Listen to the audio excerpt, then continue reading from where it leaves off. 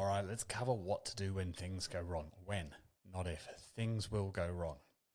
Expect it and just know that this is part of the fun. There's going to be a few common errors. I can't predict everything that's going to happen for you because every machine is different.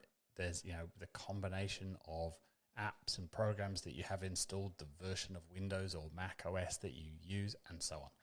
So I'm going to cover the most common, and we'll talk about how to get out of other errors, which is basically just ask Claude Code. And if Claude Code isn't yet installed, then go over to a browser, find your favorite AI, whatever you use, and ask the AI first. It is by far going to be better at answering your question than asking me. But we'll talk about that in a second. Most common error, command not found. So when you try and run Node, it says command not found. Or when you try and run Claude the first time, it goes, I don't know what Claude is, command not found. Sometimes, turn it off, turn it on again, will actually work. So you close that terminal window, open a new window, and try the thing again, which resets the path. If that doesn't work, then it often is this thing called path. So path is essentially your machine remembering where everything was installed, kind of. And so if it doesn't know where it's installed, it can't find it, and then it says, I don't know what you're talking about. So, again, closing and reopening may fix that, but your best bet, once you get Claude Code installed, is to say, look, I've got this problem, can you fix it?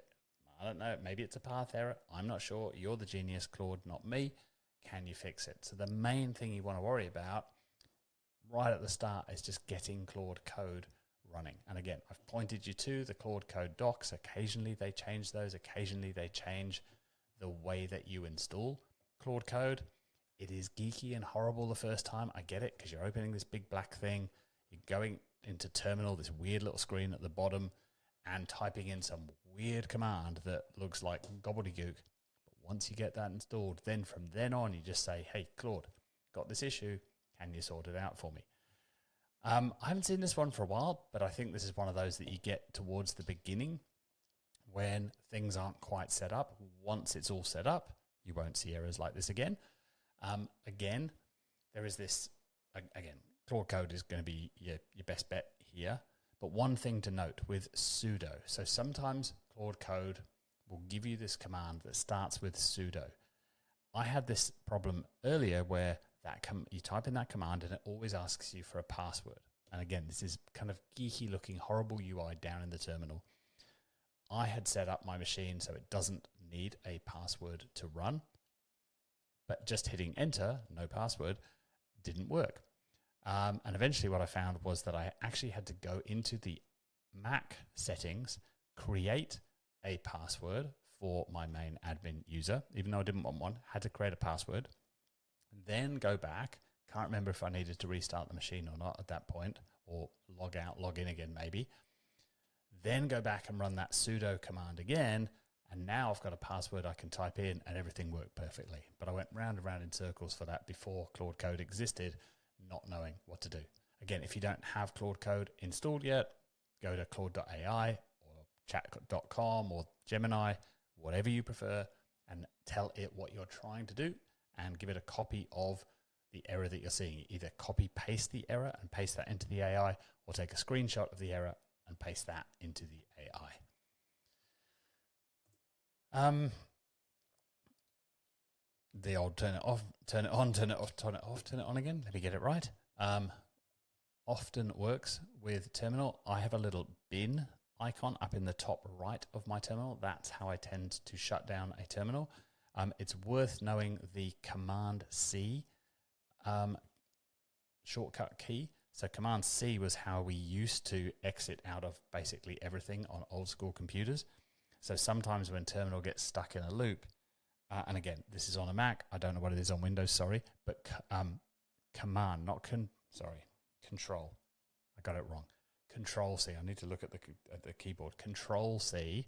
So not Command C, which is what we're used to using for copying and pasting and so on. Command C, Command V. But Control C will often break you out of a loop if you get stuck in a loop in terminal. when you see these error messages, they are gobbledygook. They were written by geeks for geeks. And they were, I guess, written back in the day when memory was expensive and screens were tiny. And so they're often quite compact and quite short, which just adds to the whole gobbledygook, geeky nature of everything. Luckily, we don't really need to try and understand them. We can just copy and paste the whole thing. Even if it's 200 lines long, you can copy and paste the whole thing, chuck it into an AI and say, what do we do? Usually the error is going to be right at the bottom of that, because if everything was running just fine, then everything that it prints to the screen is okay until it gets to the end, and that's when the error happens. So it's usually just the last few lines. But you don't need to try and understand it. You don't need to sort of say, oh, it seems to have a problem on line 517. Let me go and find what 517 says. You just don't need to do that. You just need to give it to the AI, say this is the error, and then it will say, oh, I don't have access to that file. It says you've got an error on line 517 in XYZ file. Then you just need to go find that file. So you'll maybe just search for that file, paste the whole file in, even if it's 2,000 lines long, paste the whole file in along with the error message into your friendly AI that you're going to for help. That gives it the context it needs to say, okay, you were trying to do this. This is the file that you were working with. This is the error message you got. Aha, I can see the problem now. And usually it'll fix the problem first. Go. A stack trace is just a huge long list of all of the things that are happening. You usually won't need that. It's usually just telling you a whole bunch of stuff that went right, again, with a little bit at the bottom that tells you about the error. So most of the time you won't need that.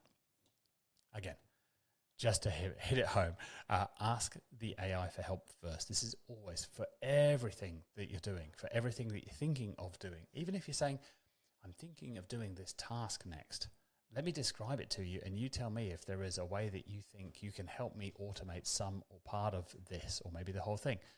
Just getting into that habit of chatting to the AI. But certainly if you have an error, have a chat to the AI and say, this is what I was trying to do.